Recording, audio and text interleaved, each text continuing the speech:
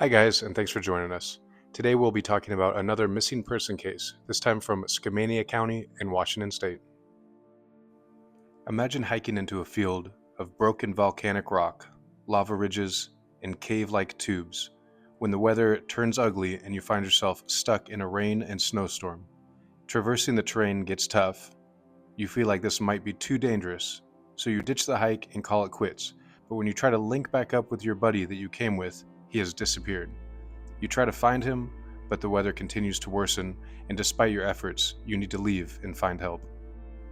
This was the exact scenario with Kris Zitzewitz, a Portland area man who vanished in September 2013 while exploring the Big Lava Beds. They are located in Washington's Gifford-Pinchot National Forest, just north of the Columbia River Gorge, which is a dramatic canyon carved by the Columbia River, forming the natural border between Oregon and Washington and cutting through the Cascade Mountain Range. It's known for towering basalt cliffs, powerful waterfalls, intense winds, and a rare mix of rainforest, desert, and alpine ecosystems packed into one corridor. While Kris's story, as we'll see, is tragic and puzzling on its own, we'll also look into other missing person cases that scatter the Columbia River Gorge and explore what it is about this place that leads to so many people disappearing or never coming out alive. At this point, we'd like to take a quick pause and just say that our thoughts, prayers, and general positive vibes go out to the friends and family affected by Kris's disappearance and the others mentioned in this video.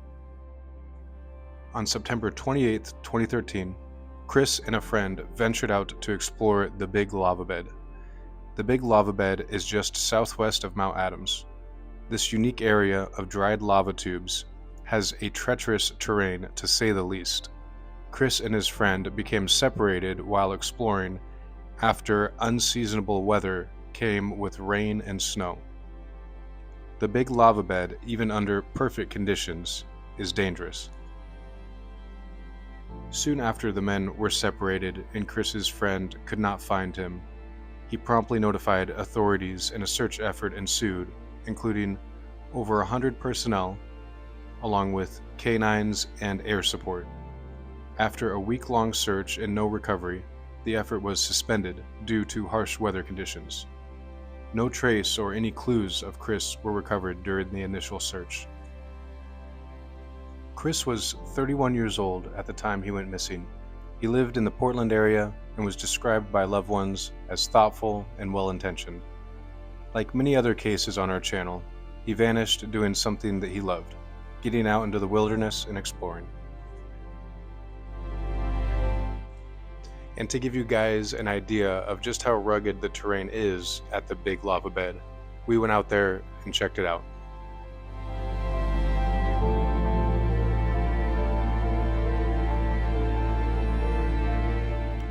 Alright guys, I am here in the Big Lava Bed and it is a beautiful day, and as we have pointed out, this is the area that Kris was exploring the day he went missing. This area is an absolute labyrinth of rock, debris, and trees. It's very dense. I can absolutely see how someone could go missing out here. My first impressions of this area is that it is extremely rough, uneven, and sharp. One wrong step or fall would be devastating. There were no marked trails that I could locate, and after about 100 meters in any direction, everything sort of looked the same, and I can see how it would be easy to get lost, especially in poor weather. To properly explore this area, I would probably want a hiking partner at least, knee pads, elbow pads, and a helmet. I know that may sound excessive, but the parts I checked out were not typical hiking trail conditions. Rather than a relatively well-maintained trail with the hazards out of the way, this area was jagged, rocks were everywhere, lots of little caves and steep drop-offs, and this was basically in every direction. I wasn't able to find out how close in proximity Kris and his friend were when he disappeared, but if they were hiking a mile or a couple miles apart, it would be nearly impossible for his friend to locate him. After the search was suspended, In October of 2013 for Kris, the case went cold for 11 years. In August of 2024, a hiker discovered human remains in the area.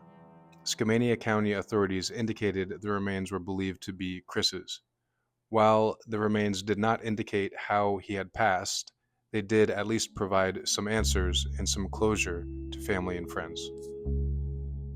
One interesting fact about Kris's case is that 2 other sets of remains were found in Skamania County within a month of his. Between August 10th and September 14th of 2024, 3 sets of human remains were found and believed to be unrelated. One set is likely from a 69-year-old man named John Hopkins of Seattle, who went missing November of 2022, and the other set remains unidentified. But oddly enough, there are many people who have gone missing in the Columbia River Gorge area. Some turn up, while others still haven't. In 2016, Melvin Birch, a 31-year-old Oregon man, was found at the bottom of Table Mountain after going missing.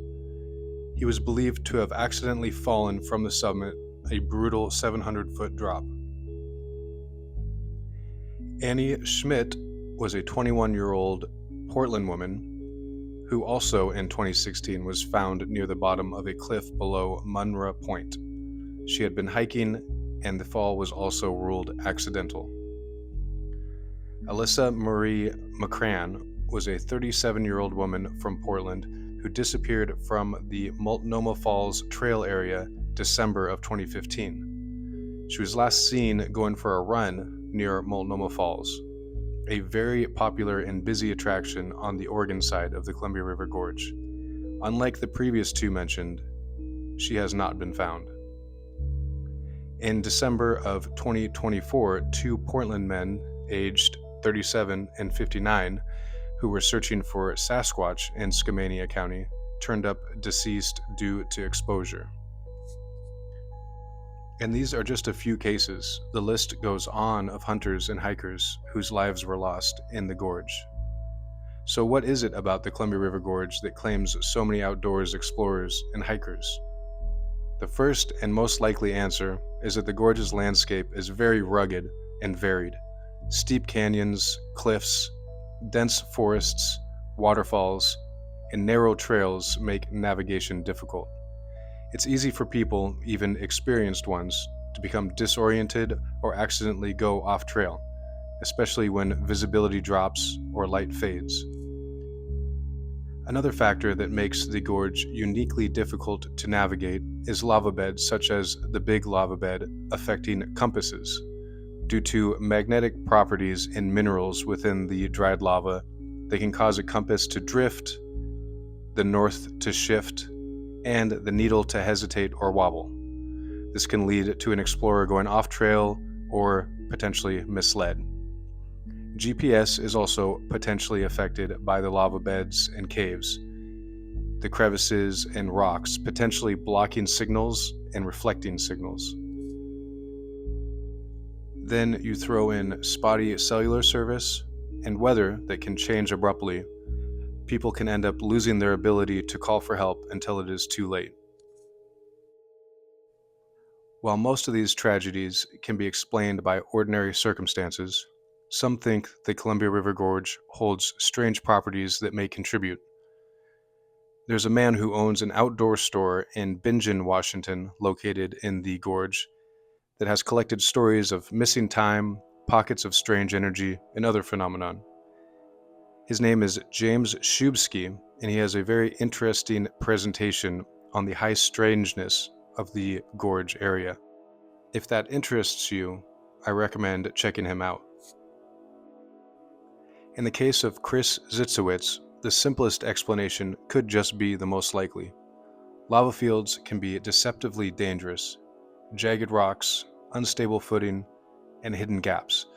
A slip or fall can cause injury that prevents self-rescue, especially if you're far from help and you have bad weather incoming. And after visiting the Big Lava Bed for myself, I can attest to the truly gnarly terrain. Kris may have fallen and become injured, then could not escape the harsh weather. Rest in peace, Kris. The Columbia River Gorge, while beautiful and filled with outdoor attractions, is a dangerous combination of hazards.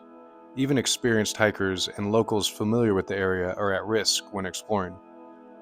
I fancy myself a capable hiker and a curious explorer, but did not go much further than about 100 meters into the big lava bed by myself.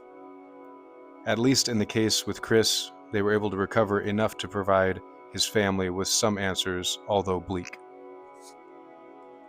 Well, thanks so much for watching, guys. I hope you enjoyed the video. Stay safe out there, and we'll see you next time.